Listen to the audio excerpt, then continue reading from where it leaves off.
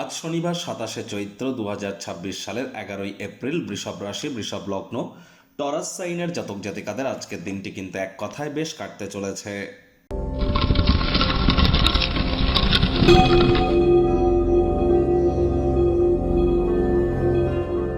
ভিডিওটির শুরুতেই আপনারা স্ক্রিনে দেখতে পাচ্ছেন শনি মহারাজের বীজ মন্ত্র ওম প্রাং প্রিং প্রং স শানিশ্চারায় নমঃ।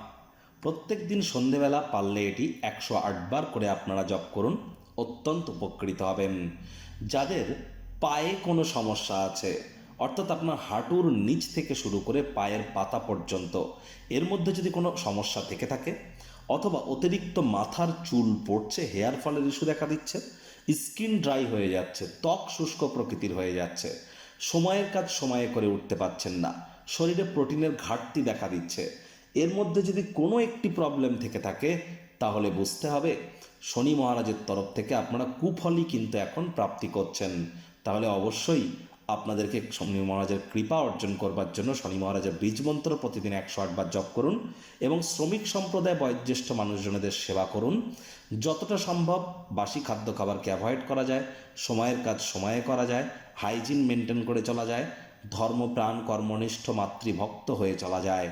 ওই তাবিজ কবচ মাদুলি পাথর পরে কিন্তু কিছু হবে না, কারণ শনি মহারাজ কর্মফলদাতা। কর্ম করলে তবে তিনি আপনাদের কর্মের ফল প্রদান করবেন। কর্মাণ্যেবাধিকারস্তে মা ফলেষু কদাচন মা কর্মফল হেতু ভূর্মাতে সঙ্গস্ত কর্মাণি।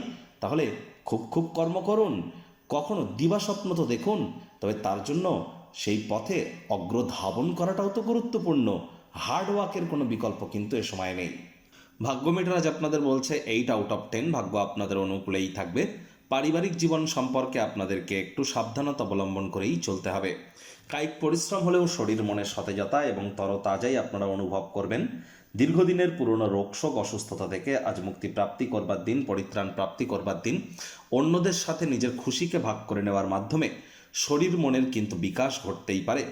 আজ মায়ের পক্ষ থেকে, মামা মাতামহ মাতৃকুলের তরফ থেকে আর্থিক, মানসিক বা সামাজিকভাবে আর্থিক সহযোগিতা প্রাপ্তি কিন্তু আপনারা করতেই পারেন। চাকরিজীবীদের অফিসের পরিবেশ এক প্রকার বেশ।